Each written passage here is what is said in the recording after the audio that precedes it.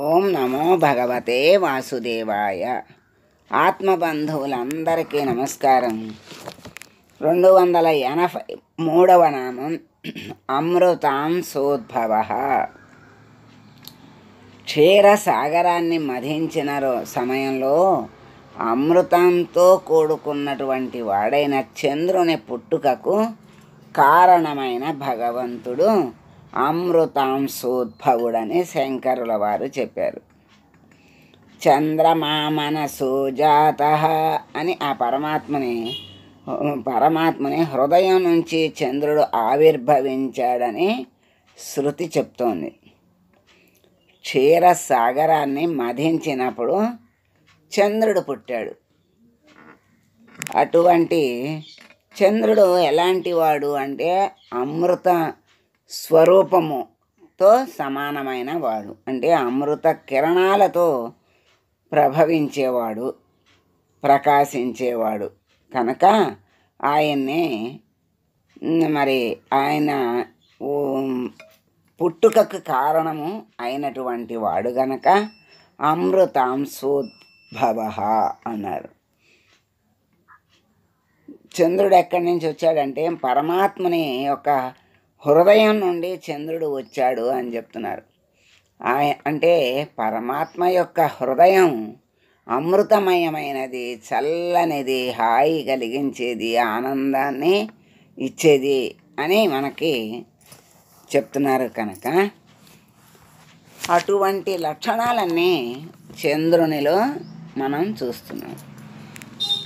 ఎక్కడ నుంచి వస్తే అక్కడ ఉన్నటువంటి స్థితి, కారణాలు, లక్షణాలు అన్నీ కూడా ఉంటాయి అంటారు కదా. అందుకని పరమాత్మ యొక్క హృదయం నుండి పుట్టిన చంద్రునికి చల్లని తత్వం, అమృతతత్వం, ఆహ్లాదాన్ని కలిగించేటువంటి కిరణాలు, అటువంటి చల్లని హాయిని, ఆనందాన్ని ఇచ్చేటువంటి కిరణాలు కలిగిన వాడు పరమాత్మ. అటువంటి కిరణాలను పొంది ఉన్నటువంటి వాడు చంద్రుడు. క్షీరసాగర మథనంలో ఆయన ఉద్భవించిన ఆయన పరమాత్మని యొక్క హృదయం నుండి వచ్చాడు అని మనకి విశిష్టంగా చెప్తున్నారు. అది వేద వచనం. విశిష్టాద్వైత వ్యాఖ్యాత శంకరుల వారు చెప్పినటువంటి అర్థాన్నే ఆయన కూడా వ్యక్తీకరించారు. ద్వైత వ్యాఖ్యాత ఈ అర్థంతో పాటుగా అమృత కిరణాలు కలిగిన వాడు అని చెబుతూ రుద్రుని ఉద్ధరించిన వాడు అని కూడా అర్థం చెప్పారు. ఇక్కడ అమృతాంశోద్భవుడు అంటే అమృత కిరణాలతో కూడుకున్నటువంటి వాడు అని మనకి చెప్తూ, అమృత కిరణాలు ఎక్కడి నుంచి వచ్చినాయి? పరమాత్మ నుండి చంద్రుడికి వచ్చినాయి. అటువంటి స్వామి రుద్రుణ్ణి కూడా ఉద్ధరించాడు అని అర్థం చెప్తున్నారు. తత్వజ్ఞులు ఓం అమృతాంశోద్భవాయ నమః అని స్వామికి అభివాదం చేస్తున్నారు.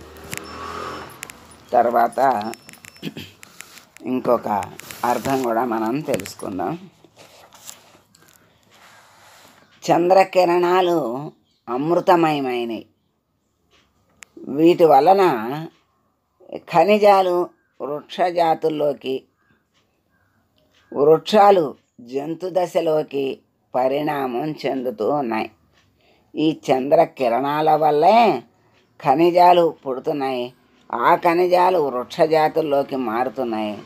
అవి వృక్షాలు జంతు దశలోకి మారటం అనేది ఈ చంద్రకిరణాల వల్ల జరుగుతున్నాయి.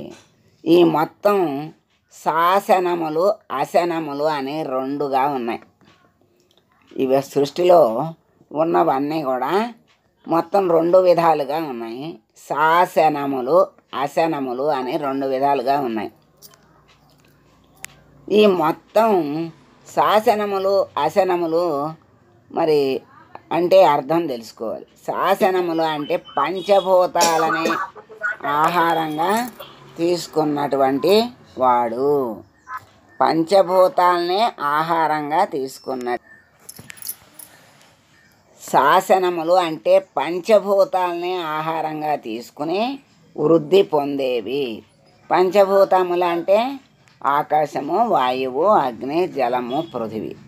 వాటినే ఆహారంగా తీసుకుని ఆహారం వల్ల పెరుగుతూ అలా వృద్ధి పొందుతూ ఉంటాయి.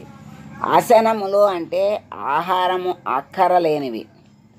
మొదటి దానికి మానవులు, జంతువులు, వృక్షములు ఉదాహరణలు. రెండవ దానికి ఖనిజాలు, మట్టి ఉదాహరణ. ఆసనములు అంటే ఆహారం అక్కర్లేనివి అని చెప్పారు కదా, అవి ఏమిటి అంటే ఖనిజాలు, మట్టి. ఆహారం లేకుండానే అవి పెరుగుతూ ఉంటాయి. శాసనములు అంటే పంచభూతములనే ఆహారంగా తీసుకుని వృద్ధి పొందుతూ ఉంటాయి అని చెప్తూ, మరి చంద్రకిరణాలు ఆసనములను శాసనములుగా పరిణామం చెందిస్తూ ఉంటాయి. చంద్రకిరణాల వల్ల ఆసనములను శాసనములుగా పరిణామం చెందిస్తూ ఉంటాయి. అంటే మృతత్వము లేకుండా అంటే జీవంగల మృతత్వము లేకపోతే ప్రాణము లేని స్థితి నుండి జీవము గల వృక్ష, జంతు, మానవ జాతుల్లోకి మేల్కొల్పుతుంది. ఈ చంద్రకిరణ శక్తి వల్ల మరి అలా వృద్ధి పొందుతూ మార్పు చెందుతూ ఉంటాయి అని చెప్తున్నారు. కనుక చంద్రకిరణాలు అమృతమయములు. అందుకే ఆ కిరణాలు అమృతంతో సమానము. కనుక పున్నమి రోజున ఆ కిరణముల యందు అలా కాసేపు కూర్చుని ఆ కిరణాల యొక్క మరి ఆహ్లాదాన్ని, చల్లదనాన్ని, అమృతత్వాన్ని స్వీకరించగలిగి ఉండాలి. అలా స్వీకరించాలి అంటే అక్కడ కూర్చుని పాలు చక్కగా ఒక గిన్నెలో పెట్టుకుని అక్కడ పెట్టుకుని వెన్నెల్లో చంద్రకిరణాలు దాంట్లో పడాలి. అప్పుడే ఆ పాలు కూడా అమృతమయం అవుతాయి.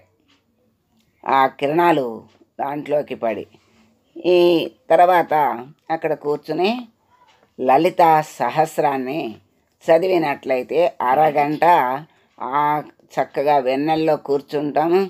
శరీరానికి ఆ కిరణాల యొక్క శక్తి ప్రసరిస్తుంది, మనస్సుకి ఆహ్లాదం వస్తుంది. తర్వాత ఆ పాలల్లోకి ఆ కిరణాలు పడి అవి అమృతమయంగా మారుతాయి.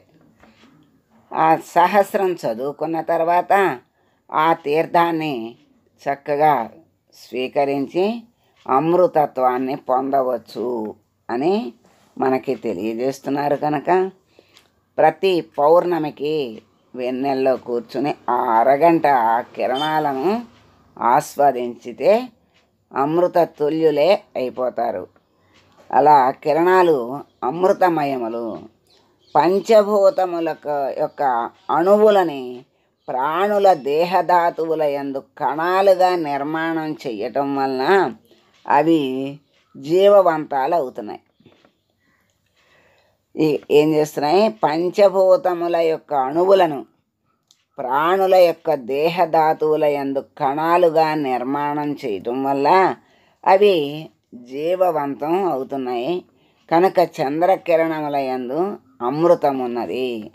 ఆ అమృతాన్ని ఆస్వాదించిన వాడు అమృతమయుడే అవుతాడు అని చెప్తూ స్వామిని అమృతాంశోద్భవ అన్నారు.